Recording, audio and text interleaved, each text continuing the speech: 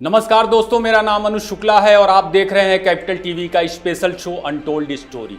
आज के एपिसोड में हम उस सवाल का जवाब खोजने वाले हैं जो हमेशा पूछा जाता है, आखिर राहुल गांधी की जाति क्या है।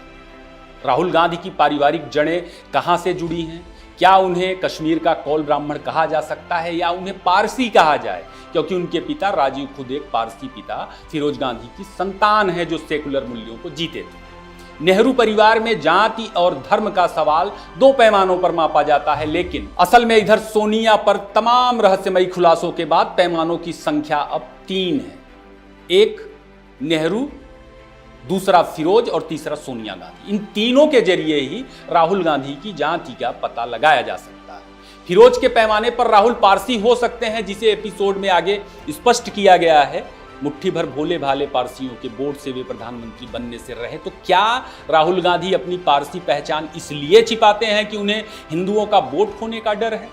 अनटोल्ड स्टोरी के दूसरे एपिसोड में नेहरू के बहाने राहुल की हिंदू और मुस्लिम पहचान को तलाशेंगे और तीसरे पार्ट में देखेंगे कि अगर राहुल पारसी, हिंदू या मुस्लिम नहीं हो सकते तो क्या वे ईसाई हैं। भारतीय परंपरा में व्यापक रूप से जाति आमतौर पर पिता के नाम से निर्धारित की जाती है, लेकिन सवाल उठता है कि क्या राहुल गांधी ईसाई हैं, क्योंकि उनकी मां सोनिया गांधी की अटूट आस्था ईसाई धर्म में है। द ब्लिट्ज के संपादक सलाहुद्दीन शोएब चौधरी का दावा है कि अगस्त 2024 तक सोनिया गांधी कैथोलिक ही थी।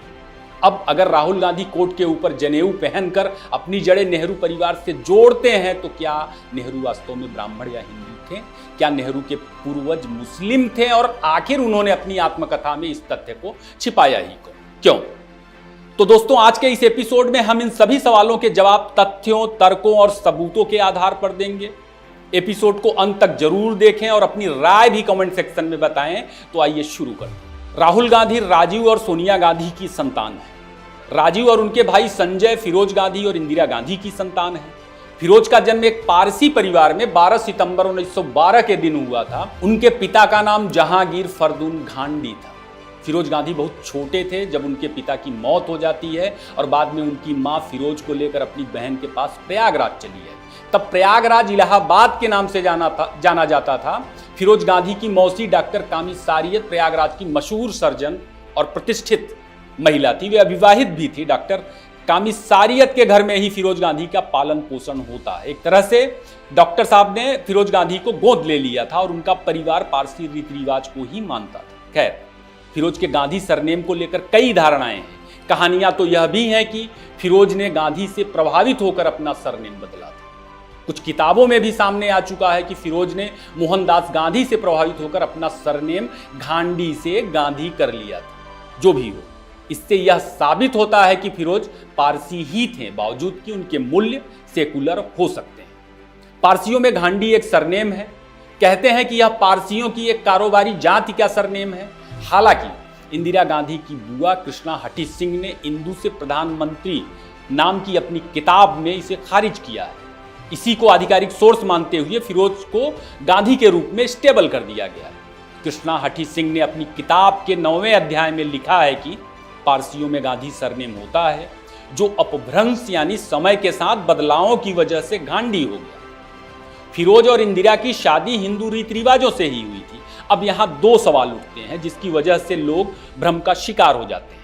पहला, क्या हिंदू रीति से शादी करने वाले फिरोज गांधी ने हिंदू धर्म भी स्वीकार कर लिया था, या बाद में इंदिरा गांधी ने पति का सरनेम लेकर पारसी धर्म को स्वीकार कर लिया था? इन दोनों सवालों का जवाब कैथरीन फ्रैंक और बार्टिल फॉक की किताबों में फिरोज गांधी के अंतिम संस्कार के विवरणों में मिलता है। फिरोज गांधी की मौत 8 सितंबर 1960 को हुई थी। तब उनकी उम्र 47 साल थी। Katherine Frank the life of Indira Nehru Gandhi में फिरोज की मौत के बाद का विवरण देते हुए लिखती हैं कि इंदिरा गांधी ने यह सुनिश्चित किया था कि फिरोज की पार्थिव शरीर को दाह संस्कार के लिए ले जाने से पहले कुछ पारसी रस्मों का भी पालन किया जाए। बताने की जरूरत नहीं कि पारसियों में शवदाह की परंपरा नहीं है। कैथरीन के विवरण से यही निष्कर्ष निकलता है कि फिरोज पारसी धर्म को मानते थे और इंदिरा भी उनके धार्मिक पक्ष को न सिर्फ संरक्षण देती थी बल्कि उसे काफी हद तक फॉलो भी करती थी। फिरोज का सरनेम लेना भी इस बात का सबूत है। इंदिरा गांधी ने फिरोज का सरनेम लिया। इंदिरा गांधी की बुआ कृष्णा हटी सिंह ने किताब में यही बताया कि गुजरात में जो लोग मोदी, पंसारी या गांधी का काम करते हैं वो गांधी कहलाते हैं। ये जातियां गुजरात की कारोबारी हैं।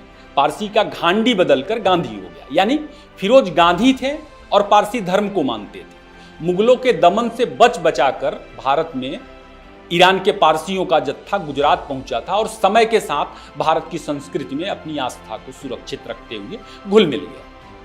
फिरोज की आस्था का सवाल कैथरीन फ्रैंक का विवरण बर्टिल फॉक की किताब फिरोज फॉरगटन गांधी में और ज्यादा साफ हो जाता है। यह किताब असल में फिरोज गांधी की जीवनी है। उस वक्त मेरी सेटोन नेहरू की मेहमान थी और तीन मूर्ति भवन में ही थी। मेरी सेटोन ने भी अपनी किताब में लिखा है कि फिरोज की मौत के बाद नेहरू के आवास में तीन मूर्ति में सर्वधर्म सभा की गई। इसमें सभी धर्मों के धर्मगुरुओं ने धार्मिक औपचारिकताएं निभाई। नेहरू का समूचा परिवार दुखी था। Bertil Falk Feroze forgotten Gandhi में लिखते हैं, जब फिरोज गांधी के 100 के सामने पारसी रीति से संस्कार किए गए और इस दौरान वहां मौजूद दूसरे लोगों को हटा दिया गया। इंदिरा गांधी उनके दोनों बेटों यानी राजीव और संजय के साथ वहां मौजूद थी। पारसी संस्कार के तहत गेह सरनु का पाठ हुआ। फिरोज के शव के मुंह पर एक कपड़े का टुकड़ा रखकर अहनावेती का पहला अध्याय पूरा पढ़ा गया। यह तो पूरी दुनिया जानती है कि फिरोज गांधी का अंतिम संस्कार हिंदू रीति रिवाज से हुआ। 9 सितंबर को फिरोज का पार्थिव शरीर एक ट्रक से दिल्ली के निगम घाट बोध ले जाया गया। ट्रक पर सफेद साड़ी में इंदिरा गांधी अपने दोनों बेटों के साथ थी। ट्रक पर फिरोज की बहन तहमीना भी थी। राजीव गांधी ने पिता को मुखाग्नि दी थी। अंतिम संस्कार के बाद फिरोज की अस्थियों को संगम में भी प्रवाहित किया गया था। यह कहानी भी प्रचलित है कि फिरोज गांधी ने अपनी मौत से पहले भी हिंदू तौर तरीकों से अंतिम संस्कार करवाने की इच्छा जताई थी। फिरोज गांधी पारसी धर्म में अंत्येष्टि का तरीका दाख में नाशीनी को बिल्कुल पसंद नहीं करते थे, जिसमें शव को चील कौवे को खाने के लिए खुले आसमान के नीचे दखमा यानी टॉर ऑफ साइलेंस में रख दिया जाता है। तो क्या फिरोज गांधी की आस्था पारसी धर्म में नहीं थी? कई रिपोर्ट्स में फिरोज गांधी के नजदीकी दोस्तों के हवाले से भी चीजें आई हैं। फिरोज के एक दोस्त आनंद मोहन तो यहां तक कह चुके हैं कि निगमबोध घाट में अंतिम संस्कार के बाद फिरोज गांधी की अस्थियों के कुछ हिस्से को सूरत में फिरोज गांधी की पुश्तैनी कब्रगाह में दफनाया गया। फिरोज की पारिवारिक जड़ें गुजरात से थी। जिन तथ्यों को यहाँ बताया गया वे लगभग स्टेब्लिश तथ्य हैं, जिसे इंदिरा गांधी को बहुत करीब और बारीकी से समझने वालों ने लिखे। कृष्णा हटी सिंह तो खैर इंदिरा गांधी की बुआ ही थी। सारे संकेत सबूत यही बताते हैं कि इंदिरा के बच्चे हिंदू नहीं थे, पारसी थे। इसे ऐसे समझे जैसे शाहरुख खान और गौरी खान के घर में कुरान और गीता एक साथ पूजी जाती है।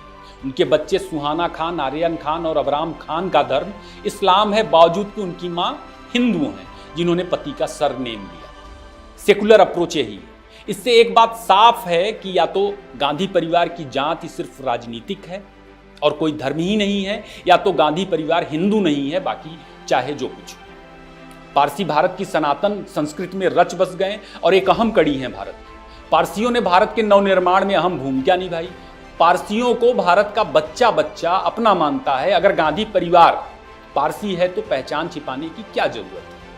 क्या इस देश ने योग्य पारसियों को खारिज किया है जो राहुल गांधी को खारिज कर दिया जाएगा? लेकिन राहुल गांधी हिंदू प्रतीकों का इस्तेमाल करते दिखते हैं।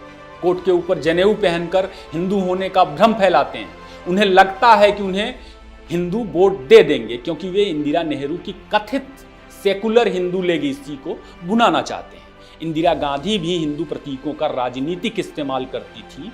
वे हिंदुओं के दल, नेता और स्वाभाविक विचार को तो रोके रखती हैं, चेतना को दबाए रखती हैं, जो विद्रोह पर उतारू हो गया। और हकीकत में दिखता है कि इंदिरा गांधी हिंदू विरोधी एजेंडा ही चला रही थी। बांग्लादेश युद्ध भी ऐसा ही एक हिंदू प्रतीक था। इंदिरा नेहरू के हाथों इस तरह के भ्रामक प्रतीकों से हिंदू समाज बार बार ठगा जाता रहा। आज के लिए बस इतना ही। अगले एपिसोड में हम नेहरू के पैमाने पर चीजों को तलाशेंगे कि राहुल हिंदू हैं या मुसलमान। नेहरू की कथित हिंदू छत पर उनकी आत्मकथा में दिए गए विवरण ही सवाल करते हैं। हम अगले एपिसोड में इस बात पर चर्चा करेंगे। राहुल की जाति से जुड़ा पहला एपिसोड आपको कैसा लगा? अपनी प्रतिक्रिया में जरूर बताएं। आप लोगों को तो ये तमाम बातें पहले से ही पता होंगी। अगर इसे और लोगों के साथ साझा करेंगे तो बात दूर तक जा सकती है। इसे लाइक करें और शेयर करें। आपका बहुत बहुत धन्यवाद।